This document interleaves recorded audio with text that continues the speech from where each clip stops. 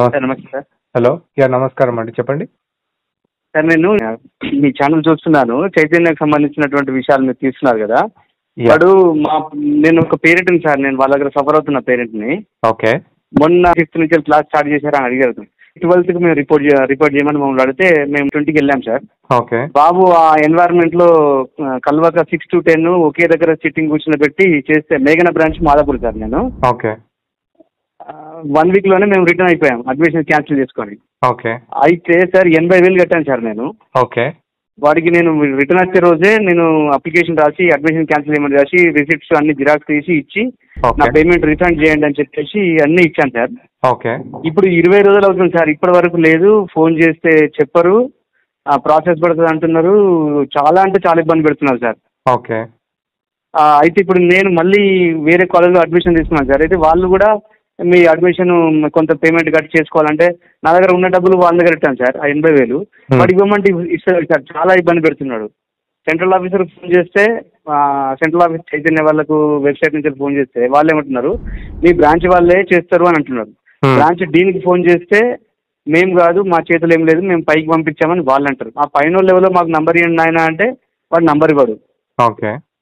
ఇంత ఇబ్బంది పెడుతున్నారు సార్. నాకు చాలా అంటే చాలా ఇబ్బంది ఉంది సార్. మీరు చూసి కొంచెం నాకు ఒక ధైర్యం వచ్చి మీకు చేయాలని చెప్పేసి చేస్తున్నాను సార్. ఇప్పుడు మీ అబ్బాయిని ఏ కాలేజ్లో జాయిన్ చేస్తారండి అక్కడ నుండి తీసేసి?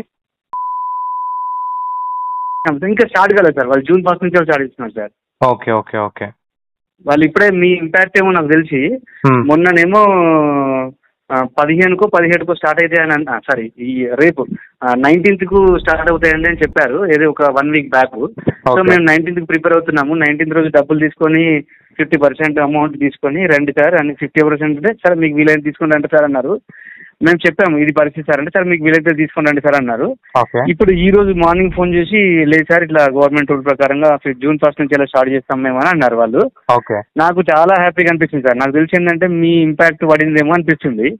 కానీ ఈ దొంగలు ఈ నారాయణ చైతన్యకు తప్ప మిగతా వాళ్ళందరూ సెటిల్ అవుట్ అవుతున్నారు, కానీ ఈ గాడులు సెటిల్ అవుట్ అవుతలేరు. మీ ఇష్యూ మీరు వరి కాకండి, ఎందుకంటే వాడు మీ అబ్బాయిని మీరు ఆ చైతన్య మేఘనా క్యాంపస్ అన్నారు కదా, చైతన్య మేఘనా క్యాంపస్ సార్ మాదాపూర్. సో అక్కడికి క్లాసెస్ కి పంపించారా 1 week? పంపాం సార్. 21 నాడు మనల్ని రిపోర్ట్ చేయమని, మనల్ని 12th రోజే రిపోర్ట్ చేయమంటే మేము ఇంత ఎర్లీగా ఎందుకు అని చెప్పేసి మేము ఒక 1 week ఆగాము. అయితే పిల్లలుండి అన్న మరి క్లాసెస్ మిస్ అయితే కదా నాన్న, మరి వాళ్ళందరూ పోతున్నారు కదా అని వీళ్ళు అంటే సరే అని చెప్పేసి వీళ్ళు తాపకోసారి ఫోన్ చేసి మీ క్లాసులు పోతున్నాయి అని చెప్పేసి వీళ్ళు కూడా ప్రెజర్ ఫీల్ అయ్యారు. సరే అని చెప్పి తీసుకెళ్ళాం సార్. 21st తీసుకెళ్లాను.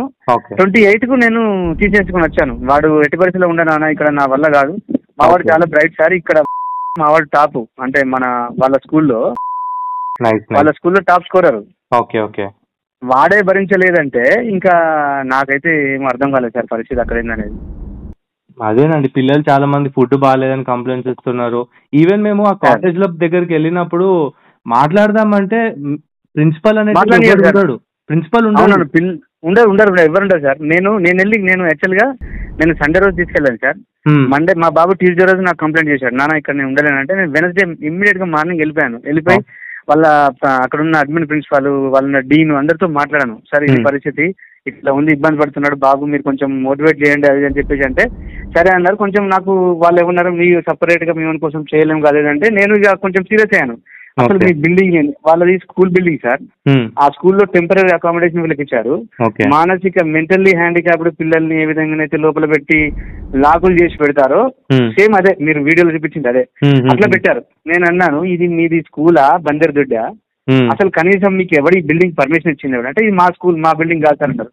ఈ బిల్డింగ్ కాదు. ఓకే ఏ బిల్డింగ్ అని పెట్టారు అంటే నా చైతన్య స్కూల్ అంటే చైతన్య స్కూల్ అయినా మీదే కదా, ఏదైనా జూనియర్ కాలేజ్ అయినా చైతన్య స్కూల్ అయినా మీదే కదా. అసలు బిల్డింగ్ పర్మిషన్ ఇచ్చింది ఎవడు, దీనిలో పొలిటికల్ ఇన్వాల్వ్మెంట్ ఎంత ఉన్నది, అడ్మినిస్ట్రేషన్ ఇన్వాల్వ్మెంట్ ఎంత ఉంది, నేను కంప్లైంట్ అసలు కనీసం ఎక్స్టెండ్ చేశారు మీరు అడిగాను. అసలు ఫైర్ యాక్సిడెంట్ అయింది అనుకోండి, దీనికి పిల్లలు ఎంతమంది బయటకు వస్తారు? ఇంత కంజెస్టెడ్ ఎన్వైరన్మెంట్ లో మీరు నడుపుతున్నారు ఎట్లా అని నేను బాగా సీరియస్ అయిన వాని మీద అడిగితే వాడు ఇక పరిస్థితి ఇది మీ ఇష్టం ఉంటుంది ఉండట్టు లేకపోతే అన్నట్టు రకంగా మాట్లాడాడు. ఇక నేను ఒకరోజు మా బాబుకి చెప్పాను, ఒక 4 days కన్విన్స్ గారు బాబు, ఇన్ కేస్ కాకపోతే నేను తీసుకెళ్తాను, నాకేం బాధ లేదని చెప్పేసి అన్నాను. సాటర్డే వరకు ఉండమన్నాను. సాటర్డే ఫోన్ చేసి నాన్న ఉండలేను అన్నాడు. వెంటనే తీసుకొచ్చి ఇచ్చాను నేను. తీసుకొని రాగానే ఇమీడియట్ గా అన్ని ఇచ్చాను సార్. నేను నాకు రిఫండ్ చేయండి అని టోటల్ ఇచ్చాను. వాడు బుక్స్ ఇవ్వలేదు సార్, బుక్స్ 15,000 రూపాయలు వసూలు చేసిండు. యాప్ ఇవ్వలే, యాప్ కు 5,000 రూపాయలు వసూలు చేసిండు. ఎంత దారుణం అంటే సార్ అసలు నిజంగా అసలు ఈ గాడి కుక్కలను మరి వాళ్ళకు పొలిటికల్ ఇన్ఫ్లుయెన్స్ అట్లా ఉన్నది కాబట్టి వాళ్ళు బతుకుతున్నారు, కానీ అసలు కుక్కని కొట్టినట్టు కొట్టి పంపాలి సార్ వాళ్ళని. అయితే ఒక్క రెస్పాన్స్ ఇవ్వడు, ఒక్క గాడి కొడుకు దానికి సమాధానం చెప్పడు. ఇప్పుడు అందుకే మేము కూడా ప్రతి క్యాంపస్కి వెళ్ళినప్పుడు డైరెక్ట్గా వెళ్ళి స్టూడెంట్స్తోనే మాట్లాడుతున్నాం. ఎందుకంటే ఆ ప్రిన్సిపల్ క్వాలిఫైడ్ కాదు, వాళ్ళు ప్రిన్సిపల్ అని పేపర్ల మీద ఒకరిని చూపిస్తారు, వీళ్ళని ఇంకోరిని పెడతారు. మళ్ళీ కాలేజ్ పర్మిషన్ లేదు. మీరు స్కూల్లో, నేను మొన్న వెళ్ళినప్పుడు కూడా స్కూల్లో వాళ్ళు కాలేజ్ నడిపిస్తున్నారు, వాడేమో అకాడమీ అని దబాయిస్తున్నాడు. ఈవెన్ ఆ అకాడమీ అయినా ఆ బిల్డింగ్ లో నువ్వు ఎట్లా నడుపుతావు? అది ఎంత వరస్ట్ బిల్డింగ్ లో, మినిమం సేఫ్టీ మెజర్స్ లేని బిల్డింగ్ లో నువ్వు ఎట్లా నడుపుతావు? అవును. నేను సార్ ఇంటర్మీడియట్ బోర్డుకు నేను కంప్లైంట్ చేద్దామని చూసాను సార్. నాకు తెలుసు సార్ అన్ని వీళ్ళు ఎంత ఘోరంగా ఇన్ఫ్లుయెన్స్ చేశారు. అక్కడ వాడి ఎంప్లాయీని, వాడిని ఐదర్ నయాన్నో భయాన్నో ఏదో రకంగా వానికంటే పై ఆఫీసరు చాలా నీకేంద్రా అని చెప్పేసి ఉంటారు. వీళ్ళు పై లెవెల్ నుంచి కింద లెవెల్ దాకా మొత్తం మేనేజ్ చేస్తున్నారు.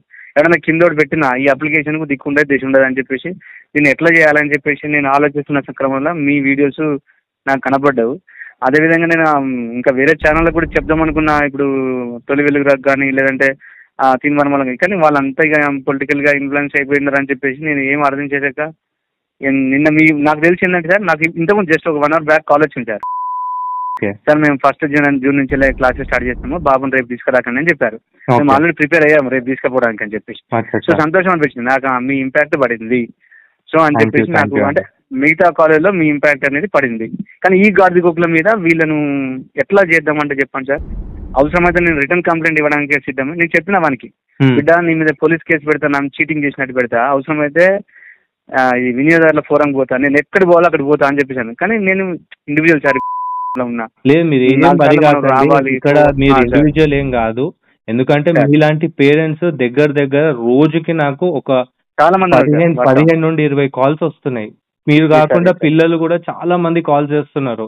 మేము రిపీటెడ్ గా కొన్ని ప్లేసెస్ నుండి వస్తున్న కాల్స్ తప్పట్లేదు. ఇప్పుడు మీతో మాట్లాడుతుంటే కూడా ఇంకొక 2 ఫోన్ చేస్తున్నారు.